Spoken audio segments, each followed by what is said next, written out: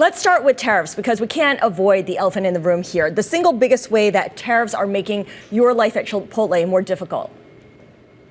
Of course, tariffs impact everyone here in the U.S. As we think about, I know avocado supply is on the top of mind for a lot of U.S. consumers. It is for us, as you can imagine.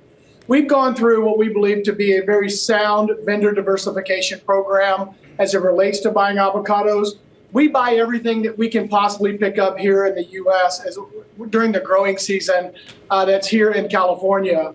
But we've also moved out of Mexico, which was about 80% of our supply, into other countries like Peru, Dominican Republic, and even Colombia, and reduced the reliance to about 50% with further diversification efforts underway. So the diversification effort and the sourcing inside the U.S., how has that affected the cost? Has it increased costs for you? No, actually, we've been able to maintain costs by bringing in other countries of origin, which has helped support our margin. Tariff impacts will be felt, as you can imagine. I said on our last earnings call that if all tariffs go into place with Mexico, Canada, and China, it will impact our margin by about 60 basis points in total. Not immaterial, but not the end of the world either. You also said on that call, Scott, that you as a company were willing to eat that, meaning not necessarily pass that directly on to the consumer. You still stand by that? I do stand by that, Romaine, and here's why. The consumer today, we recognize fully, is under pressure. Specifically, the low-income consumer is finding this economy tough to navigate, and we want to continue to deliver extraordinary value to our consumer, primarily because we don't know which of the tariffs will be transitory or which will be permanent. That all remains to be seen. So we're going to remain patient. We're going to continue to deliver great value for the consumer and ensure that the Chipotle customer feels that benefit when they come into our business. And of course, a lot of your customers come to Chipotle specifically for that. They also come to it, as you know, Scott, for what's on the menu. And prior to you taking over, there was some tinkering with the menu.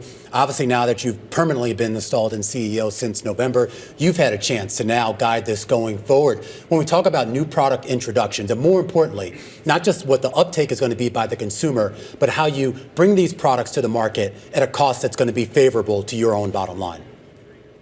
That's right, Romaine. We continue to lean into product innovation and what I believe to be the most meaningful, best-in-class version of what we can put forward to our consumer. We just launched Chipotle Honey Chicken. It's in restaurants today. You'll start to see that show up in national TV ads later in the week.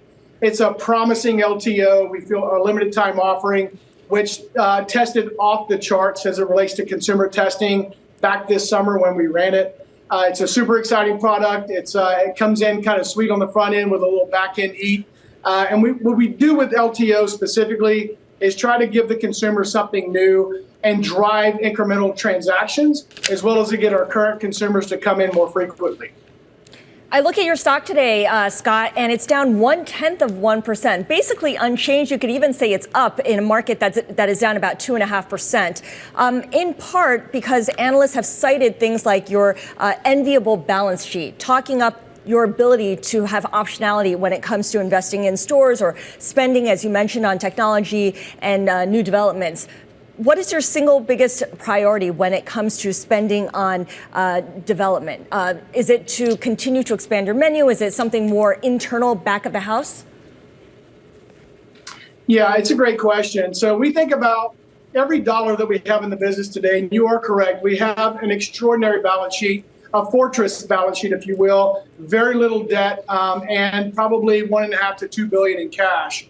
And we believe that preservation of cash is important to weather tough times just like this. So we'll continue to lean into new restaurant development.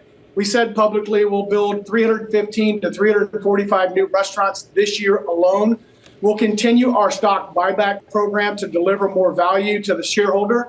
But we'll also lean into what I'm calling back of the house modernization, where we're going to bring forward equipment innovation that has been in our stage gate now for over 2 years to help drive more efficiency in the back of house, create a better team member experience, which we know will always ladder to a better consumer experience. What does that mean for hiring as you continue to expand that investment in the back of house operations? Because there's a lot of concern now that the labor market's going to get tighter if we see the pool of labor workers in the labor market shrink.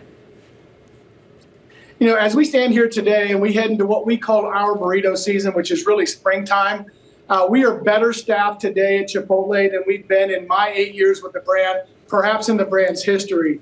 And I really think that's attributable to our best-in-class wages and our industry-leading benefits and what I believe to be a world-class culture that we've created around people development, and growth in the organization. We'll continue to invest in our most important asset, which is the 130,000 team members out in our restaurants, which I have said before, I'll say again, are really the backbone of our great organization.